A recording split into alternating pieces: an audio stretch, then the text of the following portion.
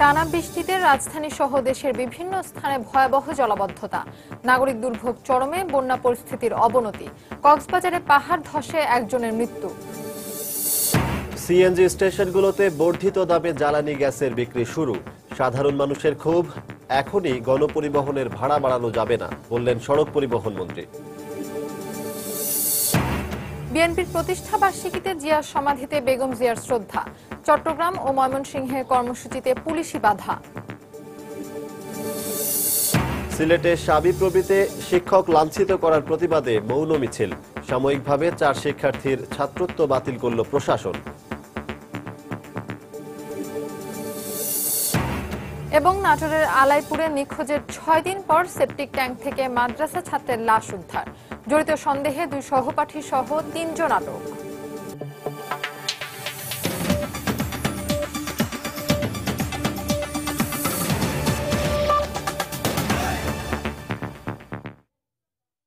বাংলা সময়ের সঙ্গে আছি আমি সজল দাস এবং আমি ফাহমিদা মটুসি। গত রাত থেকে টানা বৃষ্টিতে রাজধানী সহ দেশের বিভিন্ন স্থানে ভয়াবহ জলজটের সৃষ্টি হয়েছে। এতে চরম দুর্ভোগে পড়েছেন নগরবাসী। ভোর থেকেই থেমে থেমে বৃষ্টিতে সাধারণ মানুষ চরম ভোগান্তিতে পড়েছেন। আবহাওয়া অফিস আগামী 8 সেপ্টেম্বর পর্যন্ত সারা দেশে ভারী থেকে মাঝারি বৃষ্টিপাতের কথা জানিয়েছে। আর গত রাত থেকে এ পর্যন্ত রাজধানীর 40 মিলিমিটার বৃষ্টিপাত রেকর্ড করা হয়েছে। হাঁটু পানিতে ডুবে গেছে নগরীর বিভিন্ন সড়ক ও সড়কের পাশের দোকানপাট। বৃষ্টিতে বিভিন্ন এলাকায় যান চলাচল ব্যাহত হয়। রাজধানীর ফার্মগেট, কারওয়ানবাজার, মগবাজার, গুলশান, তেজগাঁ, মিরপুর সহ বিভিন্ন এলাকায় সৃষ্টি হয় যানজটের।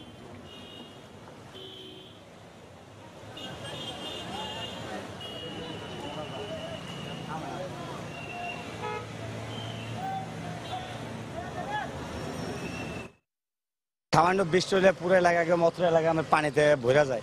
ইন্ডিপেন্ডেন্ট বাজার একদম আমার সমকাল প্রত্যেক অবস্থা আমার 1 গিরা পানি হয় এই জায়গায়। বাচ্চা স্কুলে যেতে পারে না, তারপরে ব্যবসা বাণিজ্যের সমস্যা, গাড়ি গুড়ি অনেক মেয়ে ছেলেরা এখানে উল্টা পড়ে, পানিতে হাবুডুবু খাচ্ছে সবাই। এটা বলবো যে কর্তৃপক্ষকে যে এটা মেরামত করার জন্য।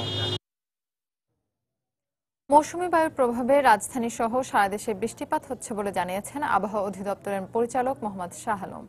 দুপুরে আবহাওয়া অধিদপ্তরে সাংবাদিকদের তিনি একথা বলেন। আগামী 8 সেপ্টেম্বর পর্যন্ত দেশের বিভিন্ন স্থানে মাঝারি থেকে ভারী বর্ষণের সম্ভাবনা রয়েছে বলে জানান মোহাম্মদ শাহ আলম। বৃষ্টিপাতটা একেবারেই চলে যাবে না, বৃষ্টিপাত প্রায় 8 তারিখ পর্যন্ত, এই মাসের 8 তারিখ পর্যন্ত বৃষ্টিপাত থাকবে। মাঝে মাঝে অনেক জায়গায় ভারী বর্ষণ হবে। এসব কারণে মানে উজানের পানিও বেরিয়ে আসতে পারে। ইন্ডিয়ানেতে, নেপালে বৃষ্টি হচ্ছে, ইন্ডিয়ান ইস্টার্ন পাড়েও বৃষ্টি হচ্ছে। সব বৃষ্টি গড়িয়ে পানি আমাদের দেশে আসে, সে কারণে নদীগুলি সব এমনিতেই প্লাবিত, তারপরও বেশি বৃষ্টি হলে আরও প্লাবিত হয়। ভারী বর্ষণে সিলেটের অধিকাংশ এলাকাতেও সৃষ্টি হয়েছে ব্যাপক জলাবদ্ধতা। এতে চরম দুর্ভোগে রয়েছেন নগরবাসী। বৃষ্টির পানিতে নগরীর শাহজালাল উপশহর, শিবগঞ্জ, রায়নগর, কলাপাড়া, মাছিমপুর ও কালীঘাট সহ বেশ কয়েকটি এলাকায় জলাবদ্ধতা সৃষ্টি হয়েছে। দোকানপাট, বিভিন্ন শিক্ষা ও ধর্মীয় প্রতিষ্ঠানে পানি প্রবেশ করেছে। শহরের নিম্নাঞ্চলে কোমর পানিতে তলিয়ে গেছে। এতে দুর্ভোগে পড়েন স্কুল ফেরত শিক্ষার্থীরা সহ সাধারণ মানুষ। ভোর 6টা থেকে দুপুর 12টা পর্যন্ত 97 মিলিমিটার বৃষ্টিপাত রেকর্ড করেছে আবহাওয়া অফিস। এদিকে উজান থেকে নেমে আসা পাহাড়ি ঢলে সুরমা ও কুশিয়ারা নদীর সবকটি পয়েন্টে বিপদসীমার উপর দিয়ে পানি প্রবাহিত হচ্ছে।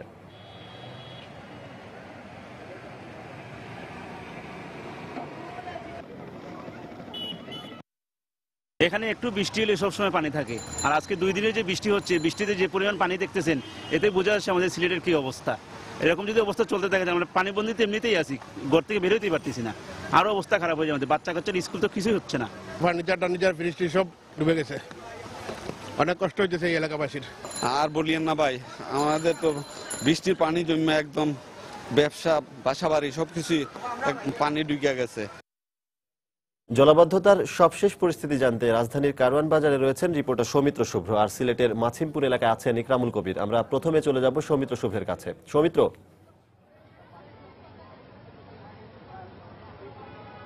সজল, 5টার সময় সংবাদে যেমনটি জানিয়েছিলাম, রাজধানীর কারওয়ান বাজারে জলাবদ্ধতার অবস্থা এই 1 ঘন্টায় কিন্তু কোনো উন্নতি তো হয়নি, বরং পরিস্থিতির আরো অবনতি হয়েছে। এবং যেহেতু অনেক বেশি মানুষ তারা রাস্তায় নেমে এসেছেন অফিস শেষে বাড়ি ফেরার জন্য, সেই মানুষরা কিন্তু এখন এখানে ভিড় করেছেন এবং যে যানবাহনগুলো তাদেরকে বহন করে এসেছে সেই যানবাহনের জট আপনি যদি রাস্তার অপর পাশে দেখেন তাহলে দেখতে পাবেন। এবং এখন যেটি দেখতে পাচ্ছেন যে প্রায় কোমর সমান পানি রাজধানী কারওয়ান বাজারের এই সড়কটিতে, এবং পুরো সড়কেই কিন্তু আসলে পানি জমে একটি খুবই সংকটময় পরিস্থিতি তৈরি হয়েছে। এবং যদি আপনাদেরকে জানাই, দেখতে পাচ্ছেন যে মানুষ ভ্যানে করে এপার থেকে ওপারে পারাপার হচ্ছেন এবং কিন্তু স্বাভাবিকভাবে পার হওয়ার কোনো সুযোগ নেই, এই ভোগান্তিটা মানুষের হচ্ছে। এছাড়া পাশে যেই কারওয়ান বাজার রয়েছে, যেটি বাংলাদেশের অন্যতম বৃহত্তম একটি কাঁচা বাজারের পাইকারি বাজার, সেখানে কিন্তু পানি উঠে গেছে, ফলে কিন্তু সেখানে ব্যবসা বাণিজ্য মোটামুটি বন্ধ হয়ে রয়েছে।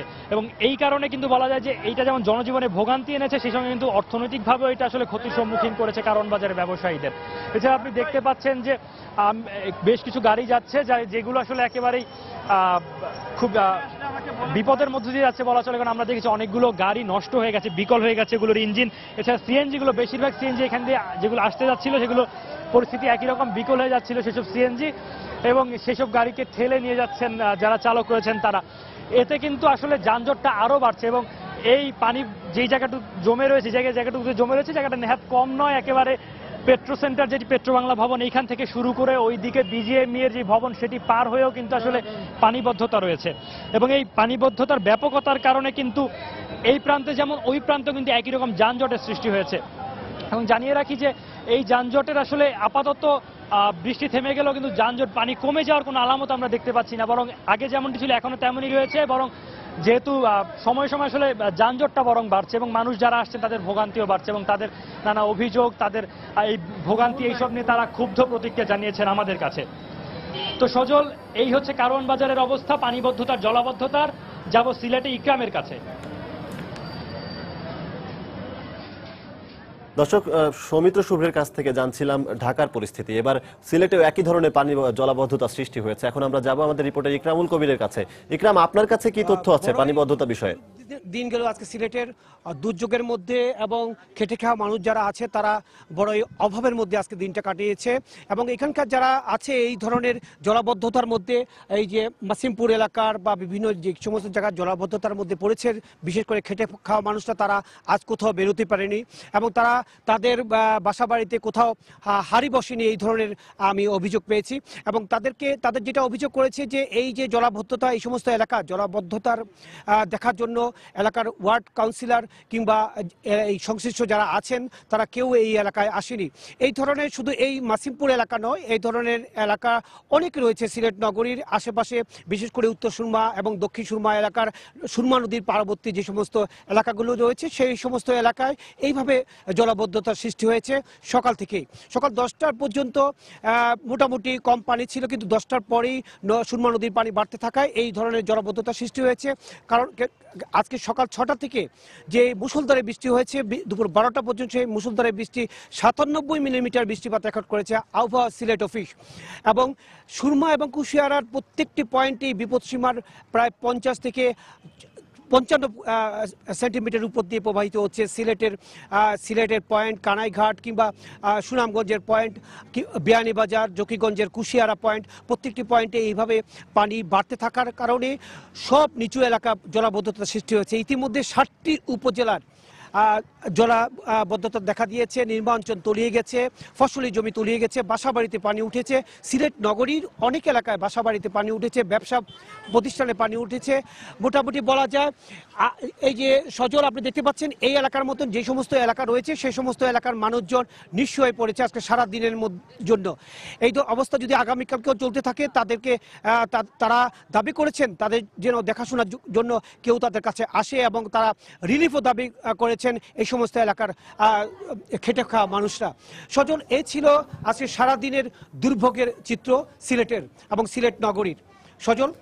ইকরাম, আপনাকে ধন্যবাদ। সৌমিত্র শুভ্র, আপনাকেও ধন্যবাদ। দর্শক, আমরা রাজধানী এবং সিলেট থেকে জানছিলাম জলাবদ্ধতার পরিস্থিতির খবর। জানাচ্ছিলেন আমাদের রিপোর্টার সৌমিত্র শুভ্র, এবং সিলেটের মাছিমপুর থেকে জানাচ্ছিলেন সহকর্মী ইকরামুল কবির। চলে যাচ্ছি পরের খবরে। সারা দেশে ভারী বর্ষণ এবং উজানের ঢলে বন্যা পরিস্থিতির ব্যাপক অবনতি হয়েছে। বিভিন্ন স্থানে নতুন করে দেখা দিয়েছে ভাঙন। পানিবন্দী হয়ে পড়েছেন বিভিন্ন স্থানের অন্তত 7 লাখ মানুষ।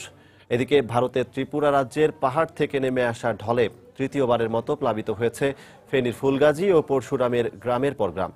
এতে চরম দুর্ভোগে পড়েছেন সেখানকার 1.5 লক্ষ মানুষ। ব্যুরো প্রতিবেদক এবং জেলা প্রতিনিধিদের পাঠানো তথ্য ও ছবি নিয়ে ডেস্ক রিপোর্ট।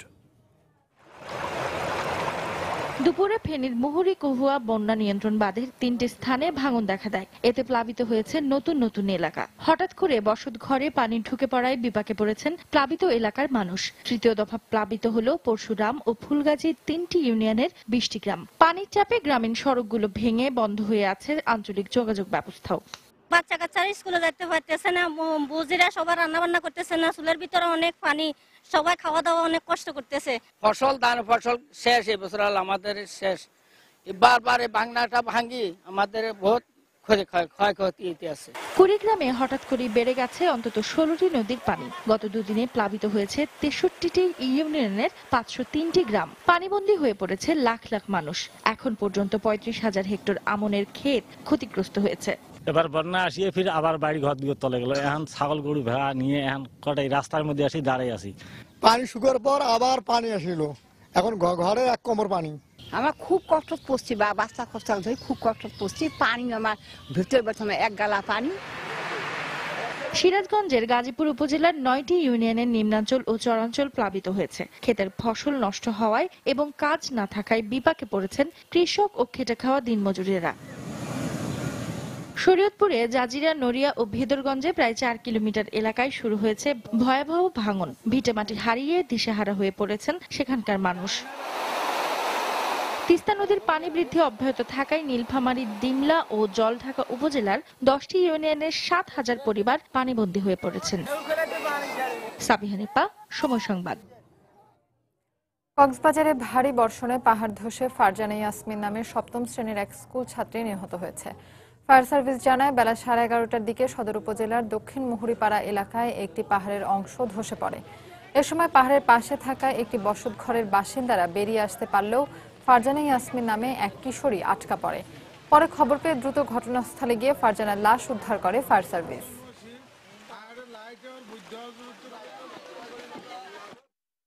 সংশ্লিষ্ট এলাকার চেয়ারম্যান, মেম্বার, গণ্যমান্য লোক, তাদেরকে অনুরোধ করতেছি, আপনারা মেহরবানি করে যারা ঝুঁকিপূর্ণভাবে পাহাড়ের পাদদেশে অবস্থান করতেছে তাদেরকে আপনারা মেহরবানি করে যেভাবে হোক তাদেরকে সরিয়ে নিয়ে আসেন। রাজধানী সহ সারা দেশে সিএনজি স্টেশনগুলোতে সরকার নির্ধারিত নতুন মূল্যে জ্বালানি গ্যাস বিক্রি শুরু হয়েছে।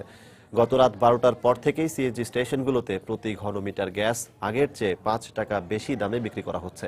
বিভিন্ন মহল থেকে বারবার ভেটো দেওয়ার পরও জ্বালানি গ্যাসের নতুন মূল্য কার্যকর হয় ক্ষোভ প্রকাশ করেছেন গাড়ি চালক ও মালিকরা। অন্যদিকে জ্বালানি গ্যাসের মূল্য বৃদ্ধির অজুহাতে গণপরিবহনের চলমান ভাড়া নৈরাজ্য আরও বেড়ে যেতে পারে বলে আশঙ্কা যাত্রীদের। তারিকুজ্জামান শিবুলের রিপোর্ট। সোমবার রাত 11:45 তখনও রাজধানীর সিএনজি স্টেশনগুলোতে প্রতি ঘনমিটার জ্বালানি গ্যাস বিক্রি হচ্ছিল 30 টাকা দরে। কিন্তু মিনিট 15 পেরোতে না পেরোতেই শুরু হয় নতুন মাস, আর সেই সঙ্গে জ্বালানি গ্যাসের দামেও আসে পরিবর্তন। কিছুদিন আগে সরকার ঘোষিত নতুন মূল্য অনুযায়ী প্রতি ঘনমিটার জ্বালানি গ্যাসে 5 টাকা বেড়ে এখন বিক্রি হচ্ছে 35 টাকায়। রাতে কম থাকলেও মঙ্গলবার ভোর থেকেই সিএনজি স্টেশনগুলোতে বাড়তে থাকে গাড়ির সংখ্যা। প্রয়োজন মতো জ্বালানি নেওয়ার পর পাওয়া মূল্য তালিকা দেখে অনেকেরই চোখ কপালে ওঠে। আগে আমার ফুল ট্যাঙ্কি বর্তমানে 30 টাকা, আজকে 65 টাকা হয়ে গেল। গ্যাসের দাম বাড়বে কেন? এটা আমাদের দেশে হচ্ছে না, বিদেশ থেকে আনতো, তাহলে মনে হয় যে এটা দাম বাড়ালে ঠিক আছে। 50 থেকে 60 টাকা করা উচিত আপনার অকটেন পেট্রোল, সেটাও কমাই নেই, বরং আরো গ্যাসের দাম বাড়ায় দিল। এটা পরিবহন সেক্টরে অনেক এফেক্ট পড়বে। সবকিছুই বাড়তেছে, কিন্তু আমাদের গরিব মানুষের তো মজুরির দাম বাড়ে না। একটা জিনিস অবশ্যই বাড়তে পারে, বাড়বে না কেন? অবশ্যই বাড়বে, কিন্তু আমাদের ফ্যাসিলিটি দিয়ে বাড়ানো উচিত। সার্ভে করা উচিত যে আপনি এটা কিভাবে নিতে চান।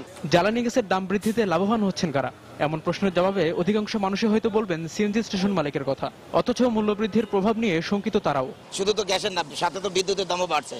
যেহেতু মেশিন বিদ্যুতে চলে, কিন্তু বিদ্যুতের কষ্ট তো বেশি আসবে। মাস শেষে যখন আমরা বিক্রি পরে যখন হিসাব হবে তখন এর লাভ লসের কষ্ট তখন হিসাব করা যাবে, এখন তো বলা যাবে না। এমনিতে গণপরিবহনের ভাড়া নৈরাজ্যে অতিষ্ঠ সাধারণ যাত্রীরা, এর উপর জ্বালানি গ্যাসের মূল্য বৃদ্ধিতে তাদের মনে জন্ম নিয়েছে নতুন শঙ্কা। যেগুলো সিএনজি চালিত আর কি, গ্যাস চালিত, সেগুলোর দাম অবশ্যই বাড়িয়ে দেবে তারা, আরো বেশি ভাড়া চাবে, প্রতিটা মানুষ এতে হ্যারেজ হবে। বাসা ভাড়া থেকে শুরু করে সবগুলো জিনিসের দামই বাড়বে। এর পরিপ্রেক্ষিতে আমরা যারা জনসাধারণ নিরীহ জনসাধারণ আছি তাদের জন্য এটা বিশাল ভোগান্তি। এদিকে গত কয়েকদিনের মতো মঙ্গলবারও বিদ্যুৎ ও গ্যাসের মূল্য বৃদ্ধির প্রতিবাদে জাতীয় প্রেস ক্লাবের সামনে বিক্ষোভ মিছিল ও সমাবেশ করেছে বেশ কয়েকটি সংগঠন। এই সিদ্ধান্তকে অযৌক্তিক অভিহিত করে গ্যাস বিদ্যুৎ সহ নিত্য প্রয়োজনীয় সব ধরনের জিনিসের দাম কমানোর দাবিও করেছেন বক্তারা। তারেকুজ্জামান শিমুল, সময় সংবাদ, ঢাকা। এদিকে একইভাবে জ্বালানি গ্যাসের দাম বৃদ্ধিতে ক্ষুব্ধ প্রতিক্রিয়া দেখা গেছে সারা দেশের ক্রেতা বিক্রেতা সবার মাঝেই। এ কারণে অন্যান্য দিনের চেয়ে কম যানবাহন আসছে বলেও জানালেন সিএনজি স্টেশনের কর্মচারীরা। আমরা প্রতি ঘনমিটারে 35 টাকা করে নিতেছি, এটা সরকারি সিদ্ধান্ত মোতাবেক হচ্ছে। আমাদের কোম্পানি ইনকাম 620 টাকা, আপনার গ্যাসে খরচ 300 টাকা লাগে, 1000 টাকা ভাড়া মারলে কেন আমাদের ইনকাম উঠে। তো এই হিসাবে মনে হয় সরকার এটা বিবেচনা করবে না। গ্যাসের দাম বাড়ানো, আমাদের ইনকাম কম, এখন আমাদের এটা খরচা বাড়িয়ে গেছে না। প্যাসেঞ্জারের সাথে ভাড়া চালে বাড়াবাড়ি হয়ে যায়, এত টাকা কিনলে ভাড়া মার শুরু করে দিতে লাগছে। গ্যাসের দাম প্রতি পয়েন্টে 5 টাকা করে বাড়িয়ে দিচ্ছে। এখন আমরা তো যাতে কিছু বেশি নিতে পারবো না, কি করতে হবে এখন, দামই চলে দাও। গ্যাসের দাম বাড়াতে মনে করুন যে বহুল চলা খুব মুশকিল, বা গাড়ির রোডের মধ্যে গাড়ি চালানোর সমস্যা। গ্যাসের দাম তো বাড়ছে কিন্তু আমাদের তো ভাড়া বাড়ছে না, এই ভাড়া না বাড়ার কারণে তো সমস্যা। অন্য দিন আমাদের পাম্পে যে পরিমাণের গাড়ি আয় সেই তুলনায় গাড়ি আজকে অনেক কম। মানুষের টাকা নিয়ে আসছে ঠিকই, কিন্তু গ্যাস ফুল ভরতে পারে না। এদিকে সড়ক পরিবহন ও সেতুমন্ত্রী ওবায়দুল কাদের বলেছেন, গ্যাসের দাম বাড়লেও এখনই গণপরিবহনের ভাড়া বাড়ানো যাবে না। দুপুরে সচিবালয়ে তিনি সাংবাদিকদের এই কথা বলেন। যাত্রীবাহী মোটরযানের ভাড়া পুনর্নির্ধারণে সুপারিশ প্রদানে বিআরটিএ চেয়ারম্যানের নেতৃত্বে 12 সদস্যের একটা কমিটি রয়েছে। সিএনজি চালিত অটোরিকশা ভাড়া পুনর্নির্ধারণেও অনুরূপ 8 সদস্যের একটা কমিটি রয়েছে। আগামী 5 সেপ্টেম্বর থেকে 10 সেপ্টেম্বরের মধ্যে সংশ্লিষ্ট দুটি কমিটি বাস্তব অবস্থা বিবেচনা করে জনস্বার্থে এই বিষয়ে সুপারিশ প্রদান করবে। এখন পর্যন্ত গণপরিবহন তথা রূপান্তরিত গ্যাস চালিত অটোরিকশার ভাড়া বৃদ্ধির কোনো সিদ্ধান্ত হয়নি। বিআরটিএর সংশ্লিষ্ট কমিটির সিদ্ধান্তের আগে ভাড়া কোনোভাবেই বাড়ানো যাবে না। বাংলা সময় আরো থাকছে। অক্টোবরে পদ্মা সেতুর মূল পাইলিং এর আগে এখন চলছে ট্রায়াল পাইলিং। এরপরই নির্ধারণ হবে ভবিষ্যৎ কর্মপন্থা। নিয়ন্ত্রণে কনস্ট্রাকশন ইয়ার্ডের নদী ভাঙন।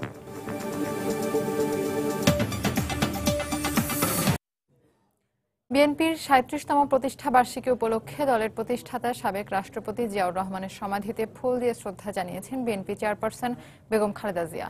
সকাল 11:15 রাজধানী শেরেবাংলা নগরের চন্দ্রিমা উদ্যানে জিয়ার সমাধিতে পৌঁছান দলের চেয়ারপারসন বেগম খালেদা জিয়া।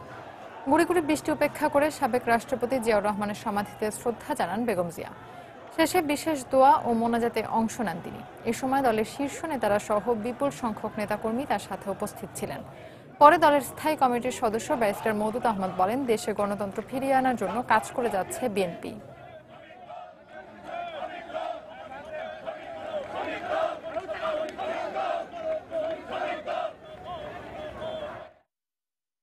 শহীদ জিয়া যে গণতন্ত্র ফিরিয়ে এনেছিলেন সেই গণতন্ত্র আমরা হারিয়েছি। এখন সেই গণতন্ত্র নাই দেশে। আমাদের এখন সবচেয়ে বড় চ্যালেঞ্জ হবে আমাদের বাংলাদেশ জাতীয়তাবাদী দলের এই গণতন্ত্রকে ফিরিয়ে আনা। ইনশাআল্লাহ এই দেশে আবার গণতন্ত্র ফিরে আসবে এবং দেশে একটি সুষ্ঠু অবাধ নির্বাচনের মাধ্যমে যে রায় জনগণ দেবেন সেই রায়ের প্রেক্ষাপটে বেগম খালেদা জিয়ার নেতৃত্বে আবার বাংলাদেশে গণতন্ত্র ফিরে আসবে।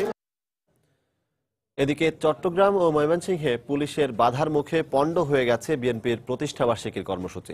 সকাল 10টার দিকে চট্টগ্রামের 16 শহর বিপ্লব উদ্যানে প্রতিষ্ঠাবার্ষিকী উপলক্ষে আয়োজিত সমাবেশে জড়ো হতে থাকেন নেতাকর্মীরা। এ সময় নগর বিএনপি নেতা ফজলুল হক সহ নেতাকর্মীরা সমাবেশ করতে গেলে বাধা দেয় পুলিশ। এক পর্যায়ে ব্যানার ও ফুলের মালা ছিনিয়ে নেয় পুলিশ। পরে নানা রকম স্লোগানের সাথে বিক্ষোভ মিছিল করে ঘটনাস্থল থেকে সরে যায় নেতাকর্মীরা।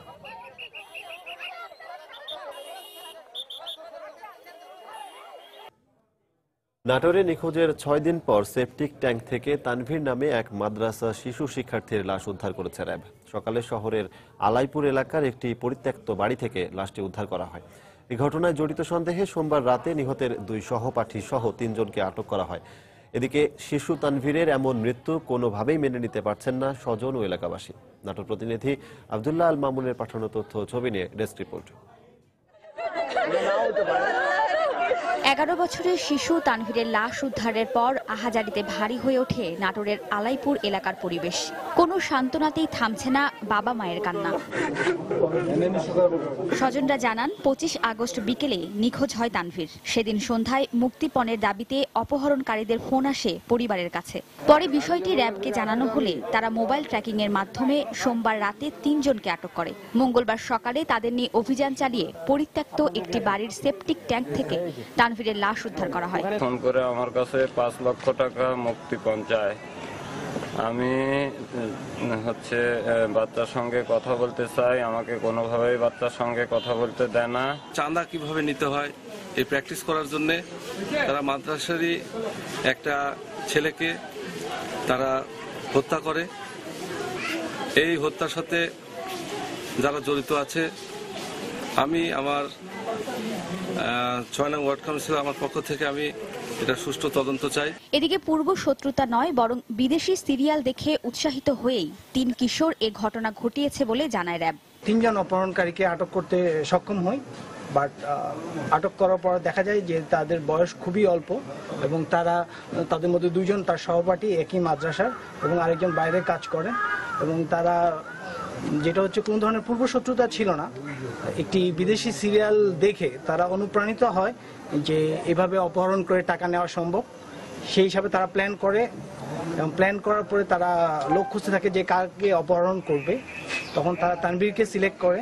নিহত তানভীর আশরাফুল উলুম কওমি মাদ্রাসার শিক্ষার্থী ছিল। এছাড়া আটক 3 জনের মধ্যে একই মাদ্রাসার বায়েজিদ ও হোসাইদ নামে 2 শিক্ষার্থী রয়েছে। সময় সংবাদ, নাটোর।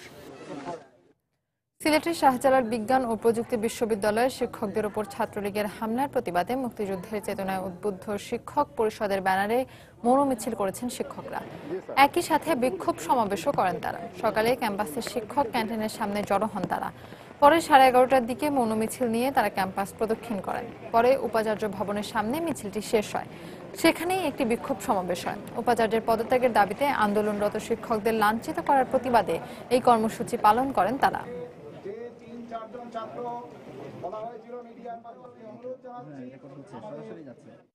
বর্তমান যে ভাইস চ্যান্সেলর এসেছেন, ওনাকে দেখে আমার মনে হয়েছে আমি যদি আমার বিশ্ববিদ্যালয়ের ফার্স্ট ইয়ারের একটা স্টুডেন্টকে ভাইস চ্যান্সেলর করে দিই, সেও চালাতে পারবে।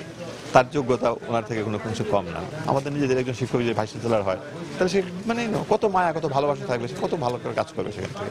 এই দাবিটা তো অযৌক্তিক কোনো দাবি না, চাইতেই পারি। শ্বেতপত্রে যে তার বিরুদ্ধে যে অভিযোগগুলি আছে, সেই অভিযোগগুলো যাচাই করেন, সত্যি না মিথ্যা দেখেন। যদি সত্যি হয় এবং যদি মনে হয় অপরাধ গুরুতর, ওকে সরিয়ে নেন।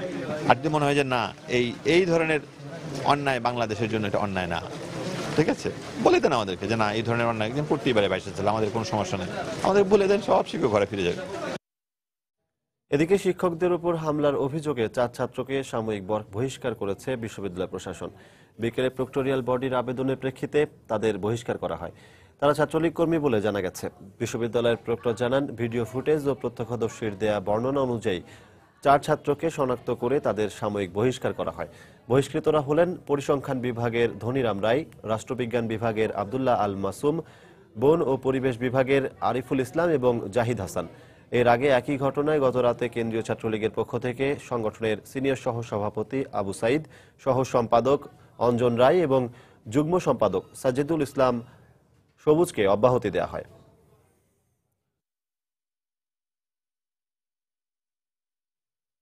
দর্শক, পদ্মা সেতুর নির্মাণ কাজের অগ্রগতি নিয়ে প্রতি মাসের 1 তারিখে আমরা বিশেষ রিপোর্ট প্রচার করে থাকি। এই ধারাবাহিকতায় আজ থাকছে সেতুর ট্রায়াল পাইলিং নিয়ে একটি রিপোর্ট। আগামী অক্টোবর মাস থেকে শুরু হয়ে যাবে পদ্মা সেতুর মূল পাইলিং এর কাজ। এ লক্ষ্যে চলতি বছরের মার্চ মাস থেকে শুরু হয়েছে টেস্ট পাইলিং। তবে এবার চূড়ান্ত সিদ্ধান্ত নিতে মূল পাইলের আদলেই শুরু হয়েছে ট্রায়াল পাইলের কাজ। মাঝ নদীতে তীব্র স্রোতকে উপেক্ষা করে চলছে এই কাজ। কর্মকর্তারা বলছেন, ট্রায়াল পাইল থেকে প্রাপ্ত ফলাফলের ভিত্তিতে নির্ধারণ করা হবে মূল পাইলিং এর জন্য ভবিষ্যৎ কর্মপন্থা। বিস্তারিত এহসান জুয়েলের রিপোর্টে ছবি তুলেছেন ওমর ফারুক।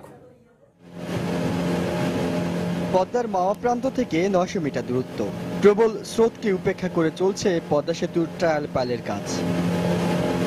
পরিকল্পনা অনুযায়ী 6.15 কিলোমিটার মূল সেতুর জন্য পদ্মার দুই প্রান্তে 5টি করে 10টি টেস্ট পাইলিং করা হবে। আর সেতু থেকে সড়কে নামার জন্য দুই পাশে 3 কিলোমিটার এলাকায় 8টি করে 16টি ভায়াডাক্ট পাইল বসানোর কথা। এর মধ্যে এখন পর্যন্ত শুধুমাত্র মাওয়া প্রান্তে 3টি টেস্ট পাইল আর 5টি ভায়াডাক্টের কাজ শেষ হয়েছে। চূড়ান্ত পাইলের আগে নদীর দুই প্রান্তে 2টি ট্রায়াল পাইলের কাজ হবে।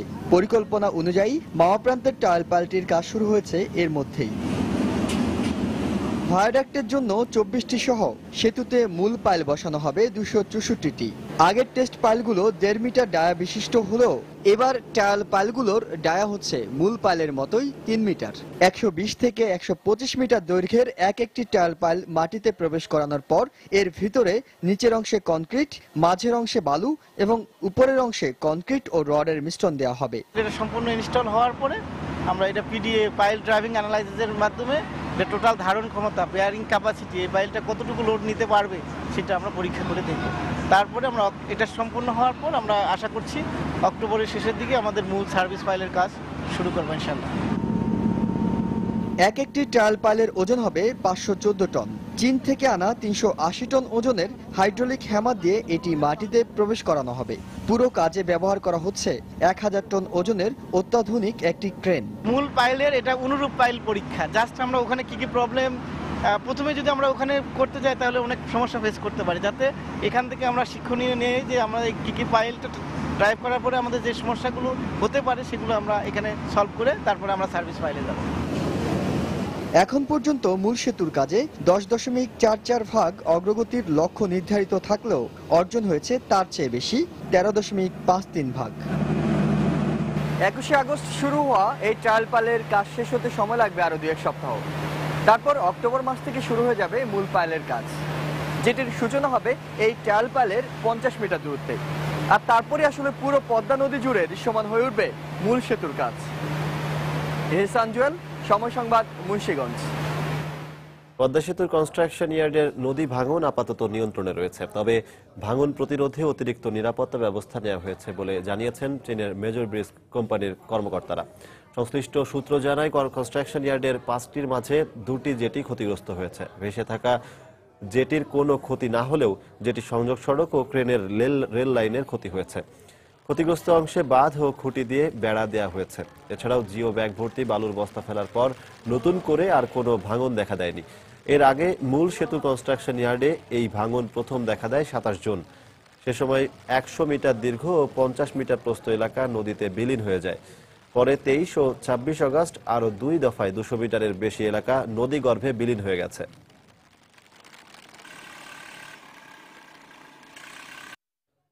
কুমিল্লায় ট্রাক দুর্ঘটনায় নিহত 7 জনের মধ্যে 6 জনের লাশ তাদের গ্রামের বাড়ি গাইবান্ধায় দাফন করা হয়েছে। এর মধ্যে একজনের গ্রামের বাড়ি দিনাজপুরেও সম্পন্ন হয়েছে দাফন।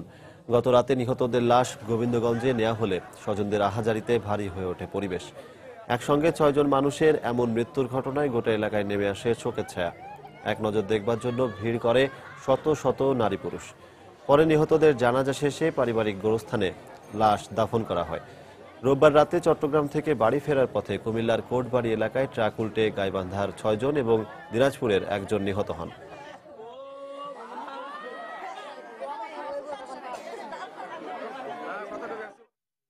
বাগেরহাটে টানা বর্ষণ ও জোয়ারের পানিতে নষ্ট হয়ে গেছে 360 হেক্টর জমির সবজি ক্ষেত।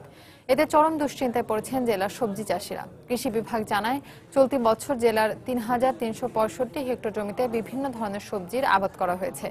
এর মধ্যে বৃষ্টির পানি ও জলাবদ্ধতার কারণে আংশিক ক্ষতিগ্রস্ত হয়েছে 674 হেক্টর জমির সবজি ক্ষেত। আর সম্পূর্ণ নষ্ট হয়ে যাওয়া প্রায় 350 হেক্টর জমিতে এই মৌসুমে আর আবাদ সম্ভব নয় বলে জানিয়েছেন কৃষকরা। এতে বড় ধরনের লোকসানের আশঙ্কা করছেন তারা।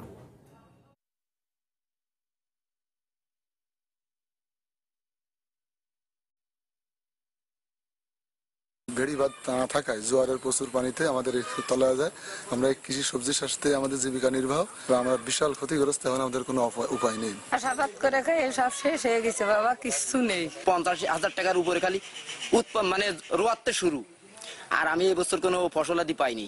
সরকারের কাছে আমরা দাবি জানাই আমাদের এখান থেকে নদীর পাড় থেকে ভেড়িবাঁধ এবং কৃষকদের লোন হোক, আর তাদের যে কোনো পর্যায়ে অর্থনৈতিক সহযোগিতা করে তারা যাতে নতুন করে এই সবজি চাষ করতে পারে সেদিক দৃষ্টি রাখার জন্য আহ্বান জানাই।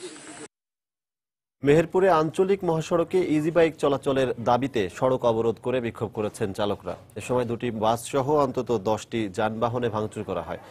সকালে সড়কের ওয়াবদা মোড়ে সড়ক অবরোধ করে ইজি বাইক চালকরা। এ সময় তারা মেহেরপুর চুয়াডাঙ্গা আঞ্চলিক মহাসড়ক সহ আন্তজেলার সব সড়কের বাস চলাচল বন্ধ করে দেয়। এক পর্যায়ে তারা দুটি বাসে ভাঙচুর চালায়। পরে এই ঘটনার প্রতিবাদে দুপুরে হোটেল বাজার থেকে কোর্ট মোড় পর্যন্ত সড়কে অন্তত 10টি ইজি বাইক ভাঙচুর করে বাস চালকরা। লক্ষ্মীপুরে দুর্বৃত্তের ছোড়া গুলিতে ওমর ফারুক নামে ইউনিয়ন আওয়ামী লীগ নেতা নিহত হয়েছেন। সকালে সদর উপজেলার চন্দ্রগঞ্জ ইউনিয়নে এই ঘটনা ঘটে। পুলিশ জানায় পশ্চিম লতিফপুর গ্রামে সিএনজিতে করে 7 থেকে 8 জনের মুখোশধারী একটি দল ওমর ফারুককে গুলি করে পালিয়ে যায়। তাকে উদ্ধার করে প্রথমে স্থানীয় একটি হাসপাতালে, পরে নোয়াখালী মেডিকেল কলেজ হাসপাতালে নেওয়া হলে কর্তব্যরত চিকিৎসক তাকে মৃত ঘোষণা করেন। এদিকে এই ঘটনার প্রতিবাদে ঢাকা রায়পুর আঞ্চলিক সড়ক অবরোধ করে বিক্ষোভ করে এলাকাবাসী। 9:30 মুস্তফার দোকানে চা খাইবার আসছে, ওইখানে সন্ত্রাসীরা তাকে এলোপাতাড়ি গুলি করে। পরে এখান থেকে স্থানীয়রা জনগণ মিলে নোয়াখালী সদর হাসপাতালে নেয়। এই ঘটনায় জড়িত দোষী ব্যক্তিদের বিরুদ্ধে আমরা কঠোর আইনানুগ ব্যবস্থা গ্রহণ করব।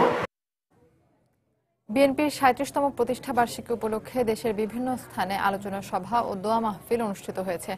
সকালে খুলনা নগরীর কেডি ঘোষ রোডের দলীয় কার্যালয়ে আলোচনা সভার আয়োজন করে নগর বিএনপি নেতাকর্মীরা। সাম্প্রতিক সময়ে দেশে গুম খুন আশঙ্কাজনক হারে বেড়ে যাওয়ায় উদ্বেগ প্রকাশ করেন তারা। পরে জিয়াউর রহমানের আত্মার মাগফিরাত কামনা করে দোয়া মাহফিল অনুষ্ঠিত হয়।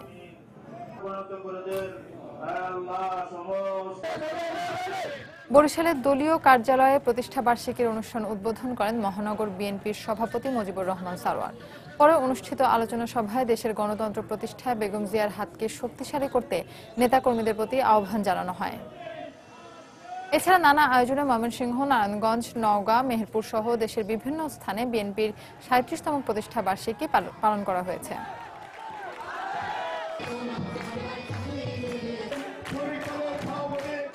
রাজশাহী বিশ্ববিদ্যালয় গণযোগাযোগ ও সাংবাদিকতা বিভাগের সাবেক শিক্ষার্থী সিফাতের হত্যাকারীদের বিচারের দাবিতে মানববন্ধন ও প্রতিবাদ সমাবেশ করেছেন শিক্ষার্থীরা।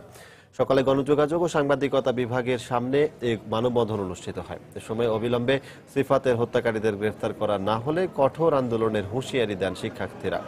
গত 23 মার্চ যৌতুকের দাবিতে শ্বশুরবাড়ির লোকজন সিফাতকে হত্যা করে। পরদিন মামলা দায়ের করা হলে সিফাতের স্বামী আসিফকে গ্রেফতার করে পুলিশ। তবে সিফাতের শ্বশুর শাশুড়ি এখনো পলাতক রয়েছে।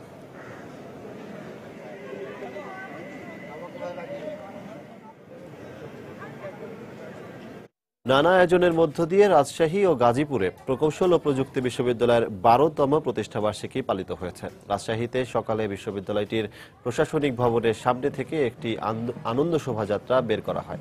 শোভাযাত্রাটি পুরো ক্যাম্পাস প্রদক্ষিণ করে আবারও প্রশাসনিক ভবনের সামনে গিয়ে শেষ হয়।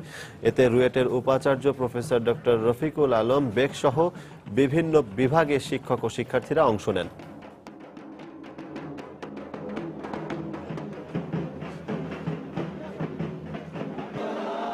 এদিকে গাজীপুরে বেলুন ও কবুতর উড়িয়ে এবং কেক কেটে ডুয়েটের 12 বছর পূর্তি অনুষ্ঠান উদ্বোধন করেন মহিলা ও শিশু বিষয়ক মন্ত্রণালয়ের প্রতিমন্ত্রী মেহের আফরোজ চুমকি। পরে ছাত্র শিক্ষকদের সমন্বয়ে একটি বর্ণাঢ্য র্যালি ক্যাম্পাসের বিভিন্ন এলাকা প্রদক্ষিণ করে।